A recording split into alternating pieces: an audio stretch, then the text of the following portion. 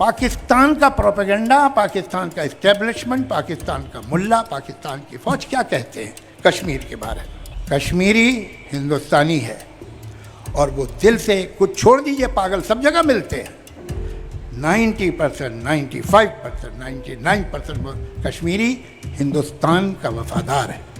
इन लोगों को ऐसा जवाब मिलना चाहिए, छोटी मोटी बात से सुनने वाले नहीं हैं, कि इन्हें याद रहे कि अब वक्त आ गया है कि एक आर और पार की बात हो जाए। आदाब, नमस्कार। द रेड माइक में आपका स्वागत है। मैं हूं सौरभ शुक्ला। तो हमने आपको 30 सेकंड के लिए सुनाया कि कैसे मशहूर लेखक जावेद अख्तर पाकिस्तान पर आग बबूला है, और हमने देखा है कि इस बार पूरा देश, चाहे वो सिविल सोसाइटी के लोग हों, लिबरल हों, विपक्ष के लोग हों, राहुल गांधी हों, असदुद्दीन ओवैसी हों, पहलगाम में जो हुआ उसके बाद पूरा देश एकजुट है। सब एक स्वर में कह रहे हैं कि पाकिस्तान को सबक सिखाना चाहिए। ओवैसी ने तो आपने सुना, यहां तक कह दिया कि पाकिस्तान के अंदर घुस के बैठ जाना चाहिए। वहीं जावेद अख्तर ने एक कार्यक्रम जिसका नाम गौरवशाली महाराष्ट्र है, वहां पर बहुत सारी बातें कही। उन्होंने कश्मीरियों पर हो रहे हमलों पर भी बात की और यह भी कहा कि कैसे जो है वो पाकिस्तान ये बार बार कर रहा है। जावेद अख्तर ने कहा कि फुल सरहद पर फुलझड़ियां छोड़ने से कुछ नहीं होगा, इस बार परमानेंट सॉल्यूशन होना चाहिए। जावेद अख्तर ने कहा कि उन्होंने मुंबई को जलते देखा है, अपने शहर को जलते देखा। उन्होंने 26/11 का रेफरेंस दिया और उसके बाद उन्होंने बताया कि किस तरीके से पाकिस्तान हर बार अपना पल्ला झाड़ लेता है। 1948 में जब कश्मीर पर हमला हुआ तो कहा कबायली आए थे और वहां कश्मीरी लड़े उन लोगों से। बाद में 3 दिन बाद इंडियन आर्मी आई। उसके बाद करगिल में कहते हैं कि उनके लोग नहीं थे, जबकि वहां उनके सैनिक थे। तो बहुत सारी बातें जावेद अख्तर ने कही हैं। जावेद अख्तर ने उस बात का भी जिक्र किया है जब वो पाकिस्तान गए थे और वहां पर एक महिला ने उनसे सवाल पूछा था, उसका जवाब भी जावेद अख्तर ने दिया है। हम द रेड माइक पर चाहते हैं कि दर्शक जावेद अख्तर की ये पूरी बातें सुने और समझें कि क्या सोचता है एक इंटेलेक्चुअल, एक लिबरल आदमी जिस पर यह आरोप लगाया जाता है कि वो टुकड़े टुकड़े गैंग का सदस्य है। जावेद अख्तर हो या असदुद्दीन ओवैसी हो, चाहे वो राहुल गांधी हो, इस बार इस पहलगाम हमले के बाद सब एकजुट हैं। लेकिन जो देश में हो रहा है, देश के मुसलमानों को लेकर के जो टिप्पणियां हो रही हैं, जो उनके लिए आवाज उठा रहे हैं, उनको भला बुरा कहा जा रहा है, उनको भी ये भाषण सुनना चाहिए, समझना चाहिए। आइए सुनते हैं जावेद अख्तर का ये पूरा भाषण जो उन्होंने गौरवशाली महाराष्ट्र में दिया। इनका एक पाप था कि वो जिंदगी में थोड़ा सा चैन खुशियों की घड़ियां ढूंढ रहे थे। ऐसा नहीं करना चाहिए था शायद उन्हें, और यही ढूंढते हुए वो पहलगाम गए और पहलगाम में उन्हें बेरहमी से शूट कर दिया गया। ये बात हमें भूलनी नहीं चाहिए, ये मामूली बात नहीं है। ये मुंबई पे अरे जो नज़र है दुश्मनों की, हमारा बुरा चाहने वालों की।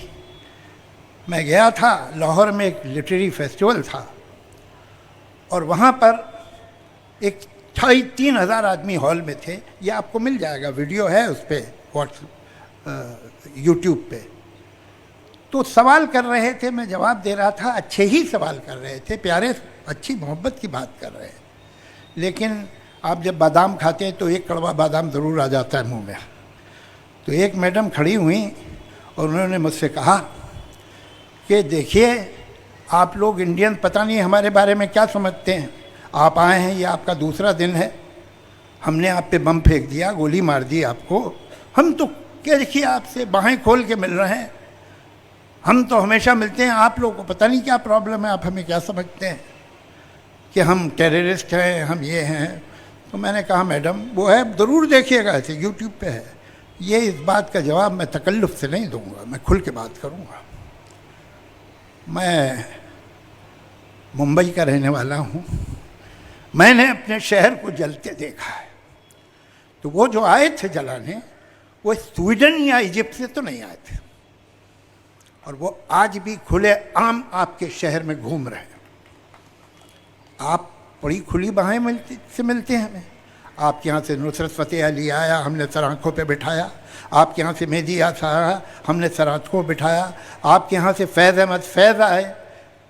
अटल बिहारी वाजपेयी साहब की सरकार थी, ऐसा लगता था कि किसी स्टेट का हेड आया है। आगे लाल बत्ती की गाड़ी चल रही है, राजभवन में ठहरते हैं, हर जगह उनका जो रिसेप्शन था।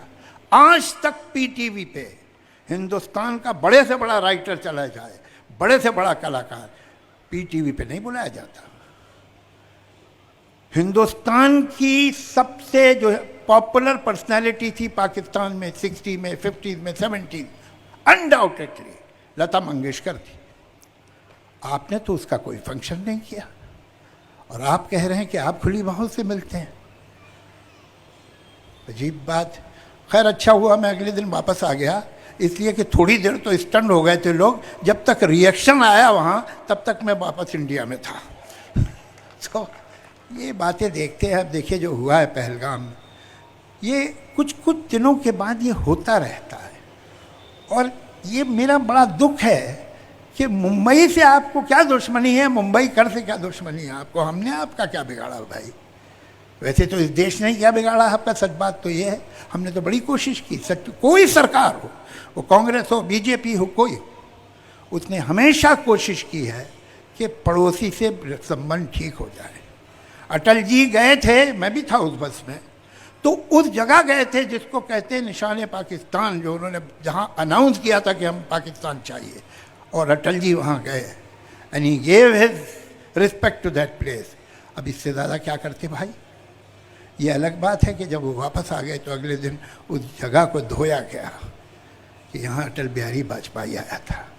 उसी के कुछ दिनों बाद हम तो दोस्ती के लिए गए थे ना, बहुत अच्छा बोले थे वहाँ। वो करगिल हुआ, करगिल इन्होंने नहीं किया था, इनकी फौज ने नहीं किया।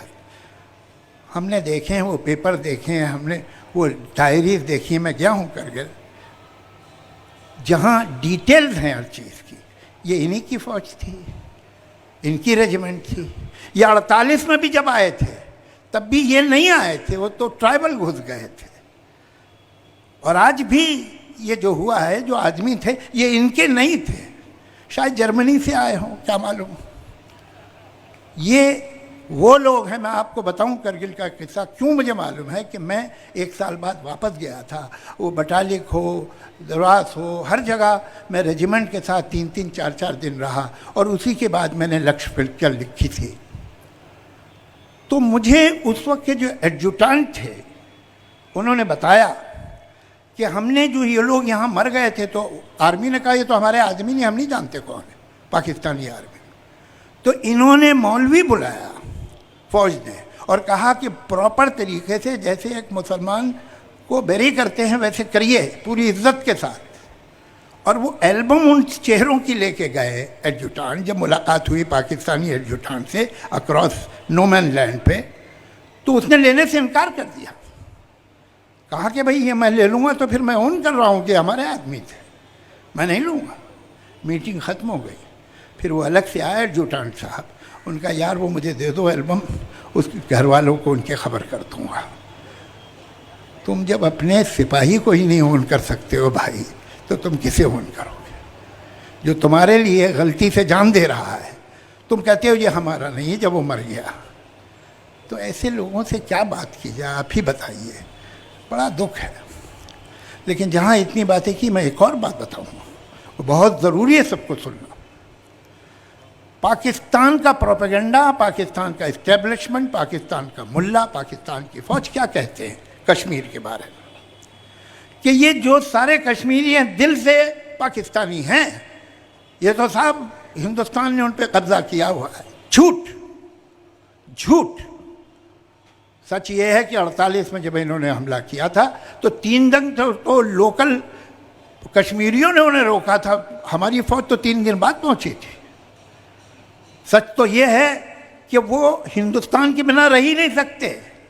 आज जो हुआ है, सबसे बड़ी तबाही तो उन पे आई है। उनका टूरिज्म खत्म हो गया कई बरसों के लिए, जो उनकी रोजी रोटी है। कश्मीरी हिंदुस्तानी है और वो दिल से, कुछ छोड़ दीजिए, पागल सब जगह मिलते हैं, 90%, 95%, 99% कश्मीरी हिंदुस्तान का वफादार है। और वो लोग जो मसूरी में या किसी कश्मीरी स्टूडेंट को किसी यूनिवर्सिटी में मारते हैं, उनको मालूम होना चाहिए कि वो पाकिस्तान की फ़ौज से अग्री कर रहे हैं। अगर इसको आप पाकिस्तानी समझ रहे हैं, जो मसूरी में नौकरी कर रहा है या साउथ के किसी यूनिवर्सिटी में पढ़ता है, तो यही तो कहता है पाकिस्तानी मुल्ला, यही तो कहता है पाकिस्तानी फ़ौज और उसका प्रोपेगेंडा। आप उसे कंफर्म कर रहे हैं, उसे क्लब कर रहे हैं उनके साथ। ये गलती नहीं होनी चाहिए। जितने कश्मीरी हिंदुस्तान के किसी भी हिस्से में हैं, हमारे यहाँ भी होंगे, उनको पूरा प्रोटेक्शन दीजिए। उनसे कहिए तुम हमारे भाई हो, कोई तुम्हारा बाल बिखा नहीं करेगा, तुम कश्मीरी हो, तुम हिंदुस्तानी हो। हम उनको पाकिस्तानी क्यों समझे भाई? यही तो वो कहते हैं, तो हम उन्हें कंफर्म करें। इससे बड़ी गलती कोई होगी नहीं, ये नादानी है। मैं रिक्वेस्ट करता हूँ सरकार से, दिल्ली की सरकार, कि ये बहुत बार हो गया है, एक बार नहीं हुआ है। ये आप देखिए इतिहास तो पिछले 75 बरस में हर 2-3 साल बाद ऐसा एक हंगामा होता है। अब आप स्टेप लीजिए, ये सरहद पे कुछ फुलझड़ियाँ छोड़ने से काम नहीं चलेगा। अब कोई सॉलिड स्टेप लीजिए। आप ऐसा कर दीजिए कि वो जो पागल वहाँ का आर्मी चीफ है, उसकी स्पीच सुनिए ज़रा। वो एक समझदार आदमी नहीं दे सकता। ये किस तरह का आदमी है? वो कहता है सही बात है, हिंदू अलग होते हैं, वो अलग कौम है, मुसलमान अलग कौम है। अरे इसको ये भी नहीं ख्याल कि उसके मुल्क में भी कुछ हिंदू रहते हैं, तो उनकी कोई इज्जत नहीं करता। उनकी भावना की, उनके इमोशन की, उनकी फीलिंग्स की, उनके स्टेटस की कोई इज्जत नहीं तुझे।